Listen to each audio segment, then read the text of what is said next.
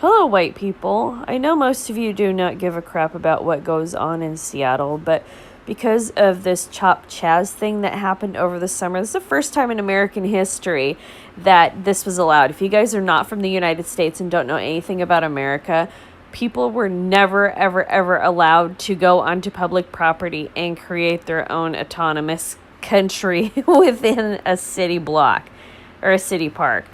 That's insane. So, the business owners and the residents of that area that was under siege have filed a lawsuit against the city, and a federal judge has allowed it to progress. And let me scroll down here to the important part. So, in their complaint, the plaintiffs claim the city had violated property rights, violated due process rights by allowing a dangerous situation around the protest zone to fester, and failed to provide equal protection to the businesses and residents near the chop zone. The judge upheld each of the allegations, but the last saying the plaintiffs could not establish that the city had favored the beliefs of the protesters over the viewpoints of the plaintiffs. Two precedents here. One, the city getting sued, and two, I don't think the politicians are going to face any sort of consequences. You know, these people, they need to be tried for treason, and they need to be sent to the gallows. That's just the way the world works. And in communism, you know, it's more, some animals are more equal than others. And we live in a communist country at the moment. There's no denying that, you know, and some of us are able to stay out of the line of fire of the authoritarianism, but, you know, it's still there. We're heavily taxed. We're highly regulated.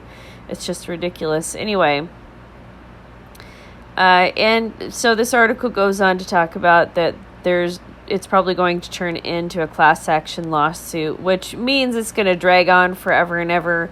And if there is any sort of payout, then it's going to be divided up between everybody. You know something, the people that lose in this situation are the property owners and the business owners, and they're going to be paid back with money they already paid into the system. Like I said, the folks who created this problem will not even feel any pain whatsoever. And if you're interested in reading this article, I'll put a link in the description.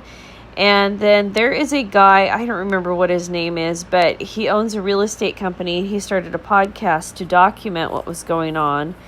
And I'll link that in the description. He does a really good job reporting about it, but he kind of makes me a little bit insane because he kind of, you know, he's kind of got this laissez-faire city dweller attitude. It makes me insane. Anyway, I think that's about it for this. Oh, and another thing, too, is in this news site or whatever, CapitolHillSeattle.com, there's protests still going on in Seattle, Portland, everything like that, and you can find the information there. And then there's if you read through the headlines, just so much disturbing stuff in Seattle. All right, white people, that's the damage for now. Thank you so much for listening. I look forward to your thoughts below.